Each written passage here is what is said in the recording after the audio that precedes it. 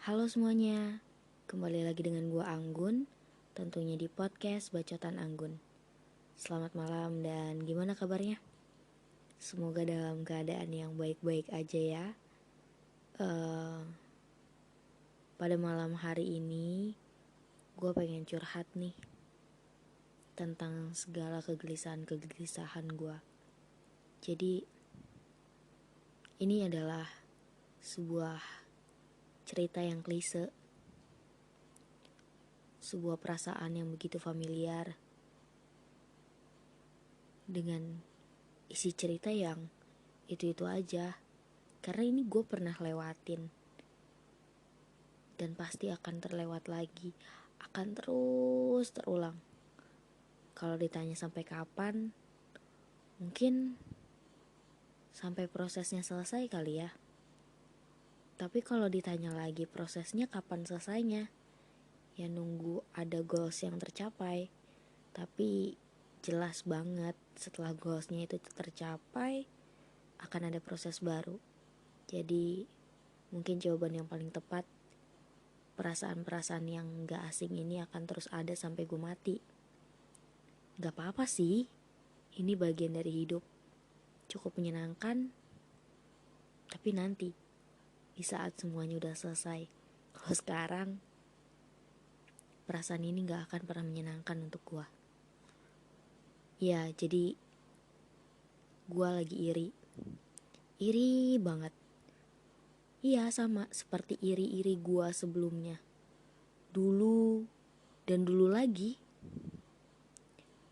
Gue yang selalu ngerasa kayak enak banget sih jadi dia. Lu mah enak gak jadi gue. Ya mungkin sebagian dari lu ngedenger itu dari orang lain. Mereka yang membandingkan diri mereka dengan lu.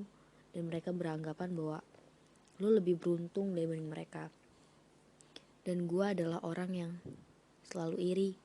Selalu ngerasa bahwa siapapun yang hidup di dunia ini, gue jamin, gue pastikan, gue yakini dalam hati gue bahwa mereka lebih beruntung dibanding gue. Padahal gak juga. Semua orang tuh punya tempatnya masing-masing, punya rezekinya masing-masing. Mungkin gue kesulitan dalam pendidikan. Bisa jadi gue punya sesuatu yang lebih beruntung. Mungkin di orang tua yang utuh, keluarga yang baik-baik aja.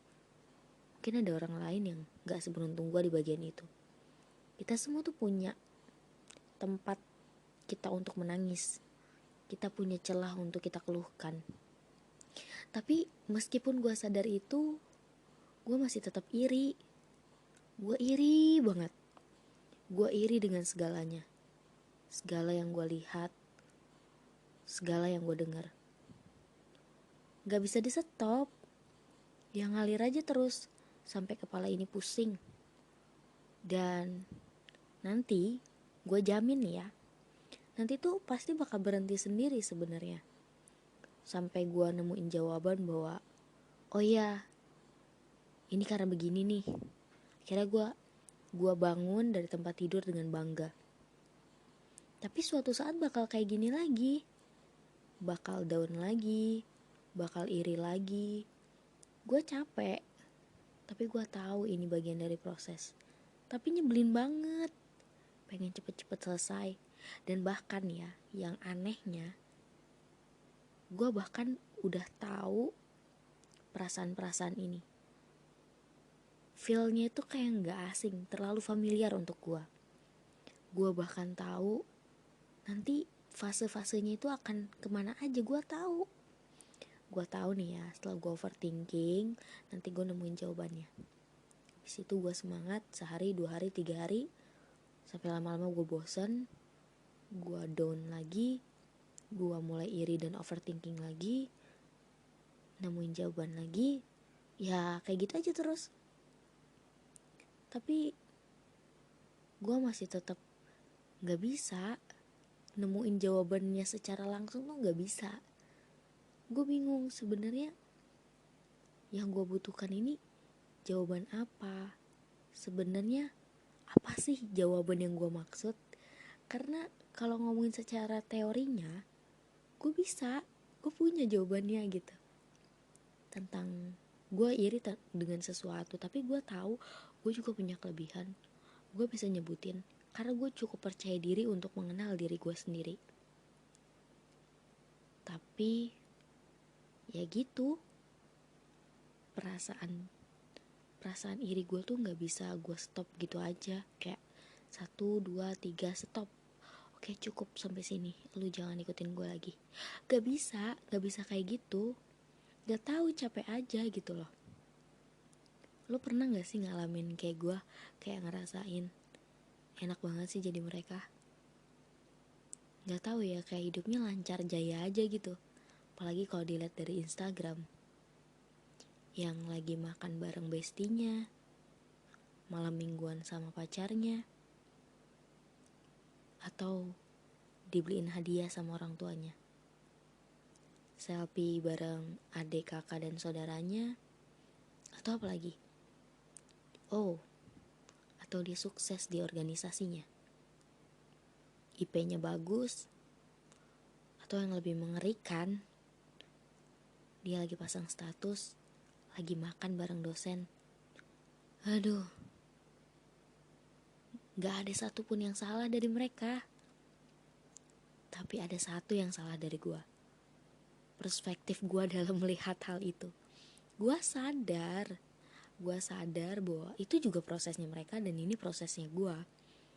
Tentang gue yang harus mengendalikan perasaan dan pikiran gue saat melihat kebahagiaan orang lain di sosial media. Itu juga bagian dari proses gue. Gue tahu, tapi gimana? Gak bisa dikendaliin gitu aja. Kayak harus ngelewatin fase overthinking dulu gitu. Harus mikir sekeras mungkin, buang-buang waktu dulu, ngedown dulu, melalaikan berbagai kewajiban dulu, baru akhirnya gue ngerasa puas dan akhirnya gue kembali bersemangat. Dan itu pun gak lama. Nyebelin banget. Tentang mood yang terus naik turun kayak roller coaster, dikocok-kocok kayak telur dadar. Pusing banget. Tapi gue juga tahu perasaan dan pikiran gue ini juga bagian dari proses. Gue tahu ini harus segera diolah, terus ya harapannya bisa jadi lebih dewasa setelah ini. Tapi gimana? Gue bingung aja. Kayak gue iri dengan pencapaian besar mereka, tapi gue malah membandingkan itu dengan usaha-usaha kecil gue. Gue jujur, gue ngelihat mereka yang kayaknya enak banget gitu loh, tiba-tiba sukses aja di organisasinya. Entah dia kepilih jadi ketua, jadi wakil, atau orang-orang penting dalam situ. Tapi gue mau organisasi aja marah-marah dulu. Gak bisa gak bisa banyak berkontribusi. Diajak kumpul, mageran gue orangnya. Belum lagi gue yang harus sibuk kuliah, sibuk kerja. Jadi kadang organisasi itu nomor 3, atau kalau bisa ditaruh di paling terakhir deh. Mungkin kalau gue ada pacar pun gue dahulukan pacar dibanding organisasi. Tapi gitu, dengan usaha kecil gue itu, gue membandingkan nasib gue dengan temen gue yang gue liat status di Instagramnya. Alhamdulillah diberikan amanah untuk menjadi ketua hima. Alhamdulillah selesai jadi penanggung jawab kegiatan seminar nasional. What? Lu pernah gak kayak gue juga? Atau mungkin lu bisa pikirin sekarang, kira-kira lu pernah gak kayak gue? Atau IP atau nilai rapot, atau kok bisa ya orang-orang tuh pinter itu, kalau dosen nanya dia mampu menjawab. Teoritis banget lah pokoknya kalau ngomong tuh ya. menurut buku ini yang pernah saya baca, atau kalau lagi nanya, saya pernah baca buku itu.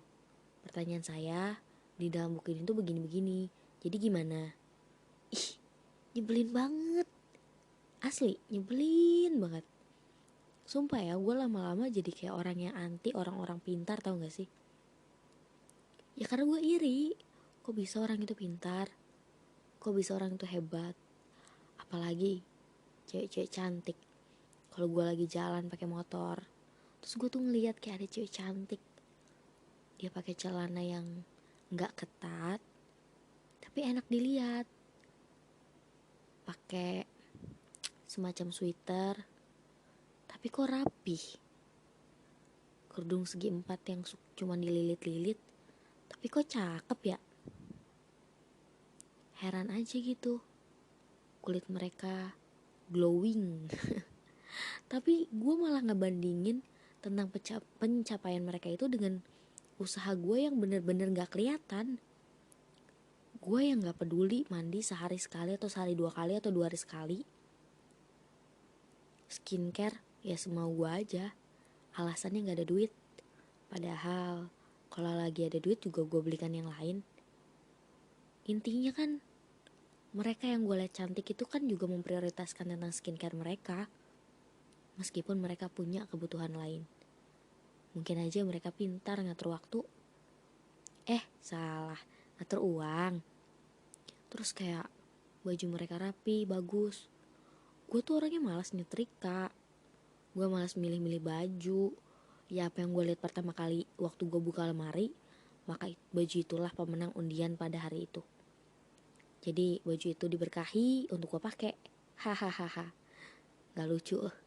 Tapi bener, itu kan faktanya gitu. Tapi kenapa gue yang udah tahu faktanya masih tetap ikutan overthinking untuk sesuatu yang kayak, oh my god, lu tuh udah buang-buang waktu dan lu sekarang malah lanjut overthinking yang bikin waktu lu tuh makin banyak terbuang. Tapi di saat gue mau berhenti pun gue malah bingung. Oke, setelah gue berhenti overthinking gue mau ngapain? Rasanya di saat-saat kayak gini gue pengen nyumpah, tapi gak boleh. Hidup gue udah cukup buruk. Gue tambah-tambahin perilaku buruk gue, makin tambah buruk deh. Satu lagi sih yang paling bikin gue iri, ngelihat orang-orang tuh bisa gitu sama pacarnya.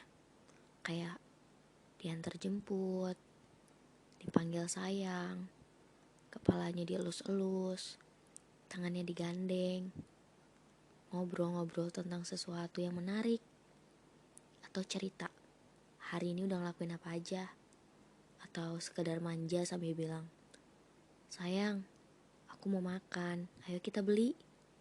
Atau cuma sekedar itu, atau lagi ngeluh tentang sesuatu yang menyebalkan di hari itu. Tapi gue membandingkan kesuksesan orang, kebahagiaan orang yang lagi pacaran dengan usaha gue yang mencari pasangan. Itu bener-bener gak masuk akal, tau gak sebenarnya?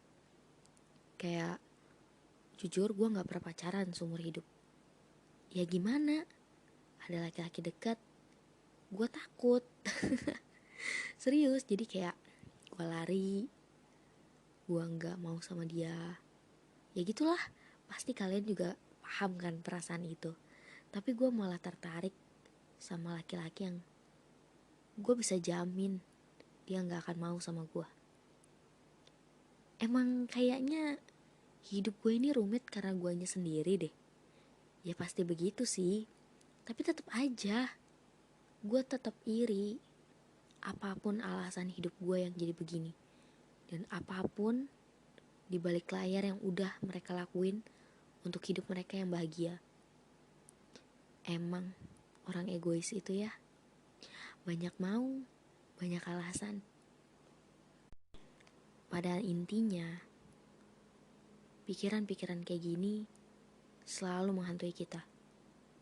Entah itu pagi, siang, sore, malam, subuh, kembali pagi, dan seterusnya. Kita gak pernah mencari solusi gitu Karena sebenarnya solusi itu tuh udah ada. Solusinya tuh udah ada. Kita tahu sebenarnya kita tuh harus ngapain. Kita tahu, kayak gue tahu apa yang harus gue lakuin. Tapi gue bener-bener gak mau meskipun gue dipaksa untuk ngelakuin itu. Gak tahu, rasanya pengen stuck aja di situ. Sampai seolah nih ya, saking rutinnya hal ini terjadi sama gue, di saat gue nge-stuck diem di tempat itu adalah sebuah me time menurut gue. Holiday. Overthinking gue itu seolah menjadi hiburan. Saking udah terjadwal, udah tersusun. Nyebelin banget. Capek banget. Tapi bahkan sampai sekarang gue belum nemuin jawaban gue harus ngapain gitu. Jawaban pasti yang cepet gitu. Dan sejauh ini gue cuma bisa ngikutin tentang pikiran bodoh gue ini. Terus-terusan mengikuti apa yang hati gue mau. Padahal gue tahu semua harus ada batasannya kan.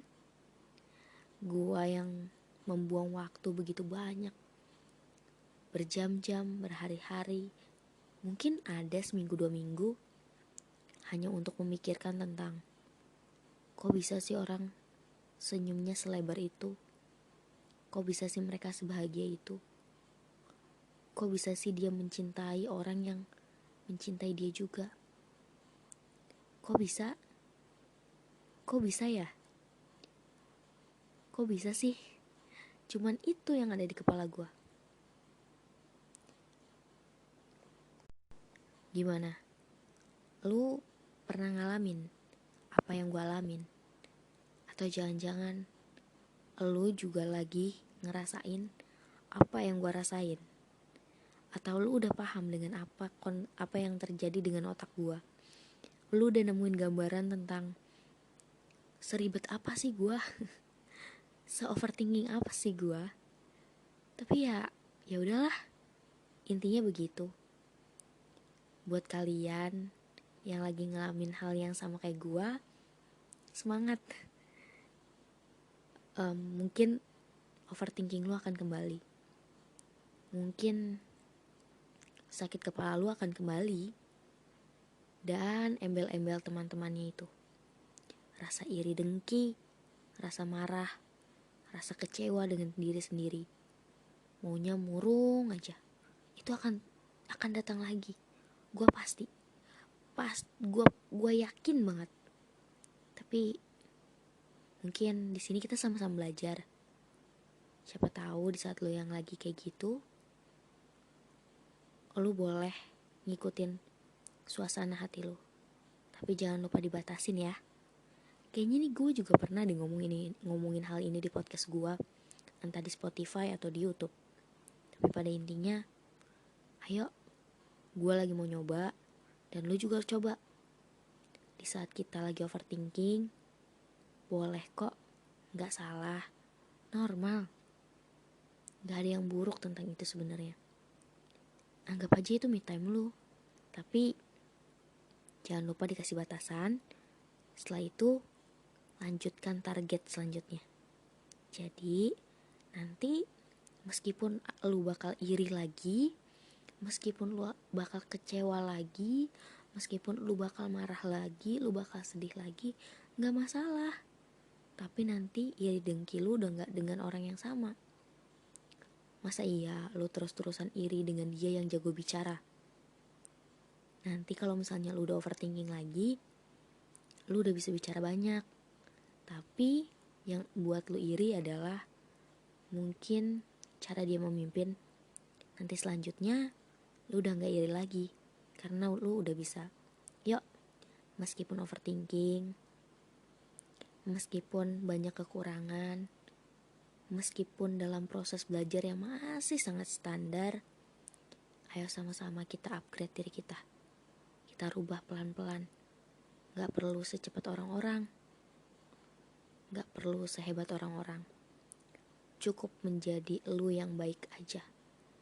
Kalau masih belum sanggup versi terbaik, seenggaknya makasih udah mau bertahan sampai sekarang.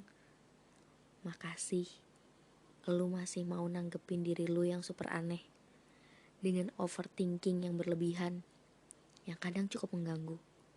Makasih ya. Nanti kita berjuang sama-sama. Nanti kalau misalnya lu overthinking lagi, ingat kata-kata gue. Dikasih batasan. Oke? Mungkin itu aja podcast gue pada malam hari ini. Terima kasih banyak teman-teman udah mau ngedengerin podcast Bacotan Anggun pada malam hari ini. Semoga kalian bisa mencapai apa yang kalian mau. Semoga kalian gak lupa tentang jati diri kalian hanya karena kalian iri akan pencapaian orang-orang. Semoga lo semua bahagia, tetap jaga kesehatan. Makasih ya udah mau nonton sampai sini. Bye-bye.